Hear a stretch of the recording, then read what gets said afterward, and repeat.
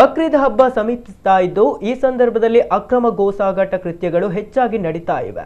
ಪೊಲೀಸರು ಇದನ್ನ ತಡೆಯಲು ವಿಶೇಷ ಬಂದೋಬಸ್ತ್ ಏರ್ಪಡಿಸಬೇಕು ಎಂದು ವಿಶ್ವ ಹಿಂದೂ ಪರಿಷತ್ ಪುತ್ತೂರು ಜಿಲ್ಲಾ ಘಟಕ ಆಗ್ರಹಿಸಿದೆ.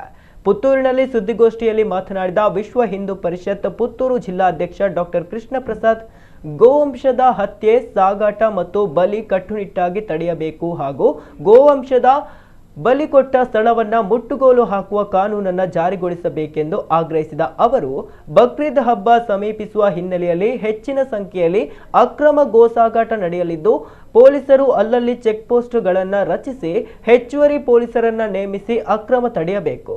ಸಾರ್ವಜನಿಕರಿಗೆ ಅಕ್ರಮ ಕಂಡು ಬಂದಲ್ಲಿ ತಡೆಯುವ ಅವಕಾಶ ನೀಡಲಾಗಿದ್ದು ಪೊಲೀಸರು ಈ ಬಗ್ಗೆ ಸಾರ್ವಜನಿಕರಿಗೆ ಮಾಹಿತಿ ನೀಡಬೇಕೆಂದು ಅವರು ಆಗ್ರಹಿಸಿದರು. ಇನ್ನು ಹಿಜಾಬ್ ವಿವಾದಕ್ಕೆ ಸಂಬಂಧಿಸಿ ಮಾತನಾಡಿ, ಸರ್ಕಾರಿ ಶಾಲಾ ಕಾಲೇಜುಗಳಲ್ಲಿ ಸರ್ಕಾರ ಹಿಜಾಬ್ ಹಾಕಲು ಅವಕಾಶ ನೀಡುವ ಮೂಲಕ ಮತ್ತೆ ವಿದ್ಯಾರ್ಥಿಗಳಲ್ಲಿ ಗೊಂದಲ ಮೂಡಿಸಿದೆ.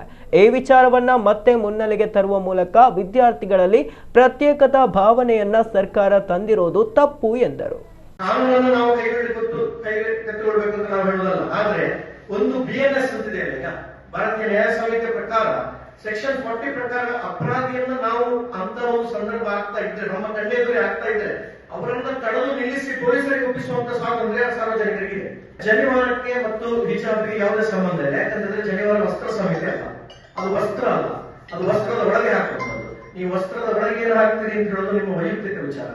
ಅದು ಹೊರಗೆ ಏನು ಹಾಕ್ತೀರಿ, ಯೂನಿಫಾರ್ಮ್ ಅಲ್ಲಿ ಬರುವಂತದ್ದು ಪ್ಯಾಂಟ್, ಶರ್ಟ್, ಟೋಪಿ ಅಥವಾ ಏನು ಬೇರೆ ಇನ್ನಿತರ ಹೊರಗೆ ನಮಗೆ ಬಾಹ್ಯವಾಗಿ ಕಾಣುವಂತಹ ಬಟ್ಟೆ ಬರೆ ಮಾತ್ರ ಬಿಟ್ರೆ ನೀವು ಒಳಗೆ ಏನಾಗ್ತದೆ ಅಂತ ಹೇಳೋದು ನಿಮ್ಮ ವೈಯಕ್ತಿಕ ವಿಚಾರ. ಅದಕ್ಕೆ ಸಂಬಂಧವಿಲ್ಲ, ಹೋಲಿಕೆ ಇಲ್ಲ. ಹಿಜಾಬ್ ಒಂದು ಏನು ಮತಕ್ಕೆ ಸೀಮಿತವಾಗಿದ್ರೆ ಇನ್ನೊಂದಕ್ಕೆ ಶಲ್ಯ ಹಾಕುವಂಥದ್ದು ನಮ್ಮ ಹಿಂದೂಗಳ ಸಂಪ್ರದಾಯ. ಅದು ಕೇಸರಿ ಇರ್ಬೋದು, ಇನ್ನೊಂದು ಗಂಟೆ ಇರ್ಬೋದು. ಆದ್ರೆ ಶಲ್ಯ ಹಾಕುವುದು, ಶಲ್ಯ ಏನು ಕರೀತೇವೆ, ಅದನ್ನು ಹಾಕುವುದು ನಮ್ಮ ಸಂಪ್ರದಾಯ.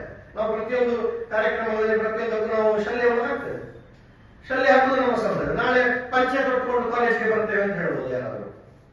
ಅದನ್ನು ಹೇಗೆ ನೀವು ಅಲ್ಲ ಅಂತ ಹೇಳಿದ್ರಿ. ಇಲ್ಲಿ ವಿದ್ಯಾರ್ಥಿಗಳಲ್ಲಿ ಗೊಂದಲ ಉಂಟು ಮಾಡೋದು, ಹಿಜಾಬ್ ಹಾಕಬಹುದು ಅಂತ ಹೇಳುದು, ಅಥವಾ ಇನ್ನೂ ಅದು ಏನು ಸಬ್ಜುಡಿಸ್ ಆಗಿರುವಾಗ ಅದನ್ನು ಮಾಡುವಂತ ಅವಶ್ಯಕತೆ ಏನಿತ್ತು ಅಂತ ಹೇಳುದು ನಮ್ಮ ಪ್ರಶ್ನೆ. ಹಾಗೂ ಈ ಏನು ಇದನ್ನ ಆದೇಶವನ್ನ ಅಥವಾ ಸೂಚನೆಯನ್ನ ಸರ್ಕಾರ ಹಿಂಪಡಿಬೇಕು ಅಂತ ನಮ್ಮ ಮಾತನಾಡಿ.